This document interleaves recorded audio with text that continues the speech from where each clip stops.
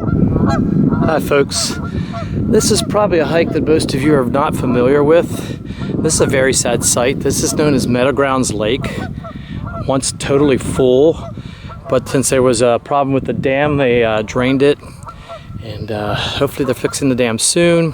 This is in Fulton County in State Game Lands 211. I'm going to be taking the Jarrett trail to see if there's a waterfall. So let's take this about 1.5 mile drop and see if we can find a waterfall. This is kind of the official beginning of the Jarrett trail. The sign has already been taken down.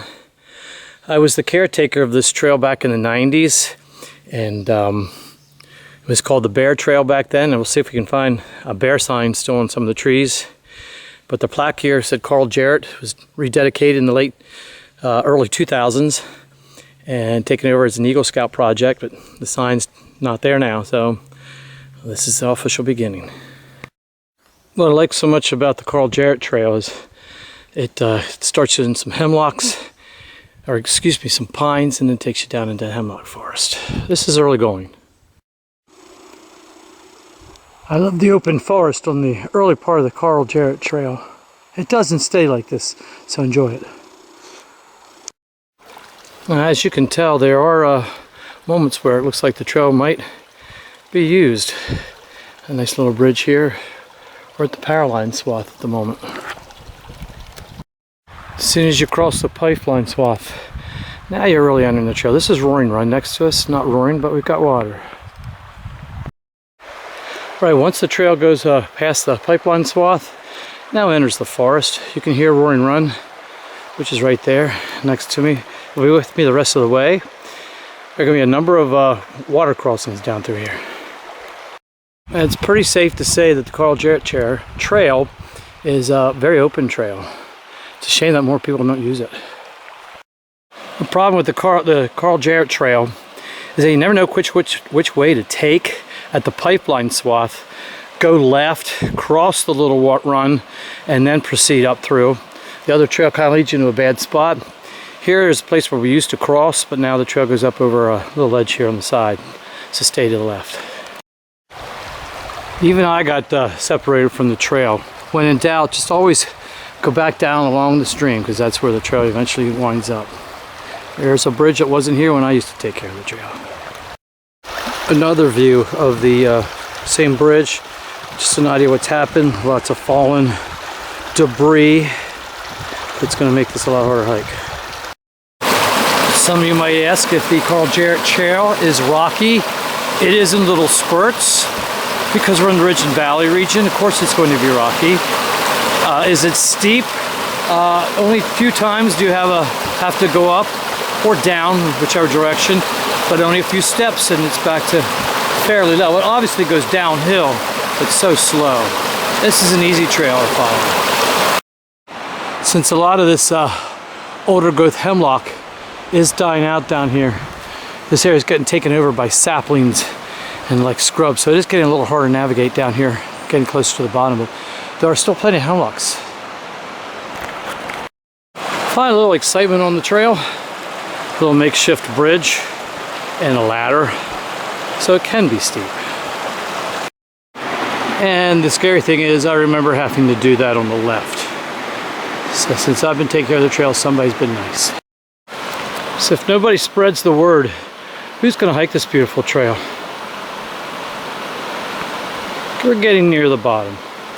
I don't know how well this is showing up on the video, but you can see this guideline. It's maybe moving. Then there's one across the stream. This is the dangerous crossing of Roaring Run. It's not dangerous, but you might get wet. It's just kind of a look. I'm on the crossing, looking up through the valley and the cascade. Now we're almost at the bottom.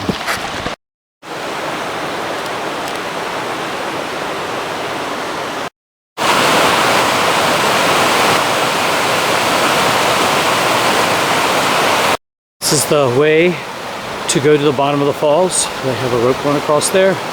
I'm going to take you to the top first.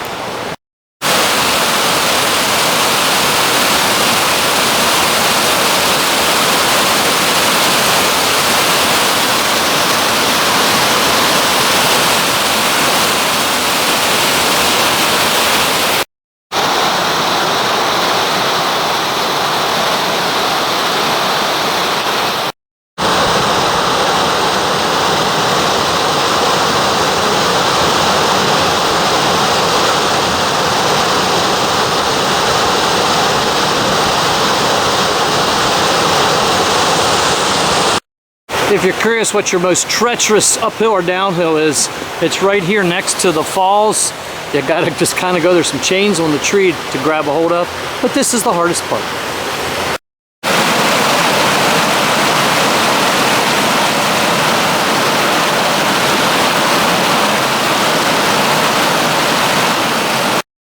Hey folks, a little disclaimer.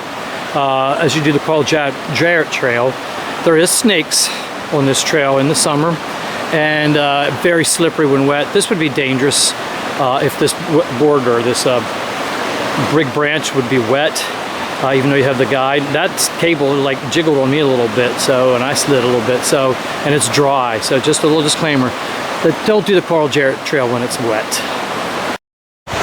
While I'm kind of wrapping up this video, I would definitely encourage you, if you're viewing this video, you're interested. Unfortunately, not enough people are going to click on this video because they just don't want to really get into new stuff. They like the old trails, the old established trails. This is a gem, and nobody's out on it. You usually will have this to yourself, I can't imagine, except unless you go on a weekend and you may run into other people. It is in state game lands, 211.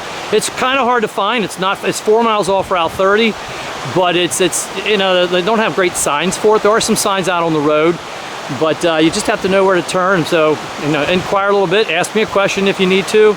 But this is a gem, highly recommended hike, and not enough people are doing it. So come out and enjoy this. Just don't come out when it's wet.